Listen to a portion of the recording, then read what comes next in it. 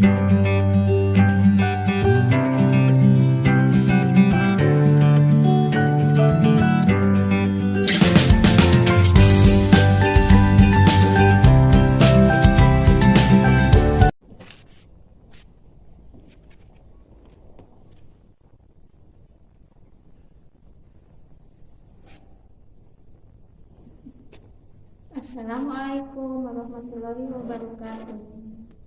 Apa kabar anak-anak kelas 2 hari ini? Ibu harap semoga kalian selalu ada dalam lindungan Allah Subhanahu wa taala. Nah, anak-anak, di masa pandemi ini mari kita laksanakan 5M protokol kesehatan. Yang pertama, memakai masker. Yang kedua, mencuci tangan dengan sabun di air yang mengalir. Yang ketiga, menjaga jarak. Yang keempat, menghindari kerumunan. Yang kelima, membatasi mobilitas dan interaksi. Nah, hari ini sebelum kita belajar, mari kita berdoa terlebih dahulu agar pelajaran yang kita pelajari hari ini bisa bermanfaat untuk kita semua. Berdoa mulai, berdoa selesai.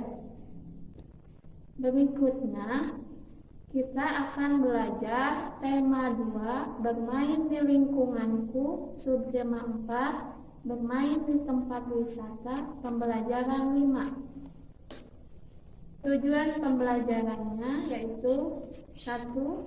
Siswa dapat mengidentifikasi tata tertib yang berlaku dalam kehidupan sehari-hari. 2. Siswa dapat mensimulasikan kegiatan sesuai tata tertib. 3. Siswa dapat mengelompokkan berbagai hal yang harus dilakukan dalam kehidupan sehari-hari. 4. Siswa dapat mengelompokkan berbagai hal yang tidak boleh dilakukan dalam kehidupan sehari-hari. 5. Siswa dapat menyebutkan isi teks pendek yang dibacakan berkaitan dengan keragaman benda. Selanjutnya, siswa dapat menuliskan hasil pengamatan sederhana tentang keragaman benda di lingkungan sekitar. Marilah kita mulai pembelajaran hari ini. Lakukanlah pengamatan sederhana berikut, sediakan alat dan bahannya. Kita akan belajar tentang keragaman benda. Alat dan bahannya adalah bola, kayu, dan balon. Petunjuknya, amatilah alat-alat dan bahan satu persatu. Nah, ini adalah gambar balon. Ciri-cirinya adalah 1, bentuknya bulat, warnanya macam-macam, ada merah, kuning, ungu, hijau, dan lain-lain. Dan terbuat dari plastik dan karet. Kegunaannya untuk bermain dan berolahraga, termasuk dalam benda padat. Selanjutnya ini adalah kayu. Ciri-cirinya bentuknya bulat, ada yang papan persegi, ada yang bulat dan ada yang papan persegi panjang.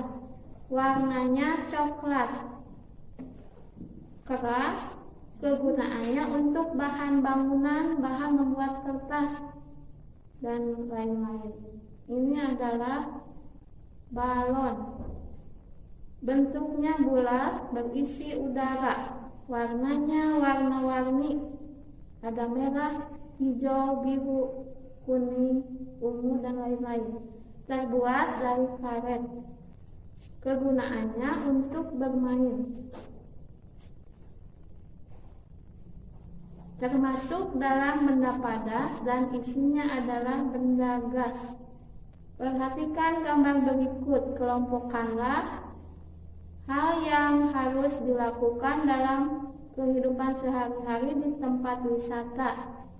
Berikan tanda centang pada gambar yang harus dilakukan dalam kehidupan sehari-hari di tempat wisata, dan berikan tanda silang pada gambar yang tidak bisa dilakukan pada kehidupan sehari-hari di tempat wisata. Gambar yang pertama, membuang sampah pada tempatnya, ini boleh dilakukan.